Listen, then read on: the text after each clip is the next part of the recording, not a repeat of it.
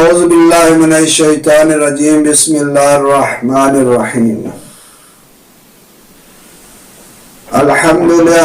والصلاة والسلام علی اہلہا ولعنت اللہ علی اہلہا اما بعد۔ درود و سلام ہو محمد و آل محمد کی ذوات مقدسہ پر اور آل محمد کے چاہنے والے جہاں کہیں بھی عباد ہیں، اللہ تعالیٰ انہیں ہر قسم کے شر سے محفوظ رکھے۔ ماہ مبارک شعبان المعظم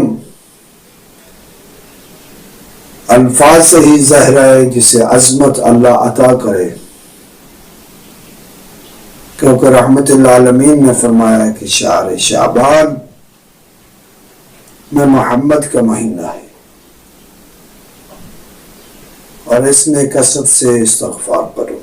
آج جو ہمارا موضوع ہے وہ نیمہ شعبان کے متعلق ہے کہ نیمہ شعبان کی فضیلت جو ائمہ اہل بیت علیہم السلام نے بیان فرمائی ہے وہ کیا ہے۔ تو صاحب کتاب نے اس فضیلت کو ذکر کیا ہے کہ نیمہ شعبان کی فضیلت یہ ہے کہ جب سائل نے امام جعفر صادق علیہ السلام سے پوچھا اور امام محمد باقر علیہ السلام سے، تو دو حجتوں نے اپنے اپنے زمانے میں وقت میں ایک ہی گفتگو کرتے ہوئے فرمایا۔ پہلا مولوی نے فرمایا کہ شب نیمہ شعبان جو ہے یہ ہمارے لیے مخصوص ہے، جس طرح شب قدر جو ہے ہمارے جد بزرگوار حضرت محمد مصطفیٰ صلی اللہ علیہ وآلہ وسلم کے لیے مخصوص ہے۔ پھر امام علیہ السلام سے جب سوال کیا گیا مولا اس کا فائدہ، مولا نے فرمایا اس کی فضیلت یہ بھی ہے کہ جو انسان اس رات میں بیدار رہتا ہے، اللہ کی حمد و ثنا کرتا ہے، ساری رات بیداری سے گزرتا ہے، تو جس دن دل مردہ ہو جائیں گے اس دن وہ دل مردہ نہیں ہوں گے بلکہ وہ زندہ رہیں گے۔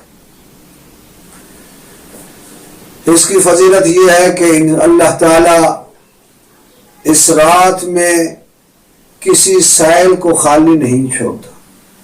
بلکہ اللہ اپنی عزت کی قسم اٹھانے کے بعد فرماتا ہے مجھے اپنی عزت کی قسم ہے آج جو بھی سائل مجھ سے سوال کرے گا اسے خالی نہیں لوٹاؤں گا، ما سوا شخص کے جو معصیت کا اور نافرمانی کا سوال کرتا ہے،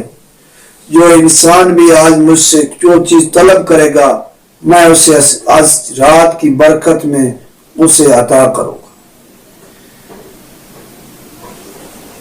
امام فرماتے ہیں کہ اس رات کی فضیلت یہ ہے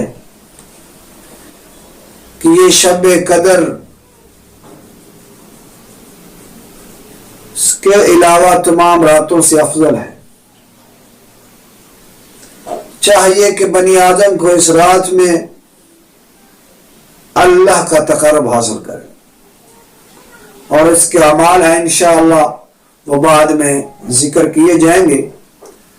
ہم جو ہے وہ اعمال بھی آپ تک پہنچائیں گے جو ان میں سے مخصوص اعمال ہے۔ والحمدللہ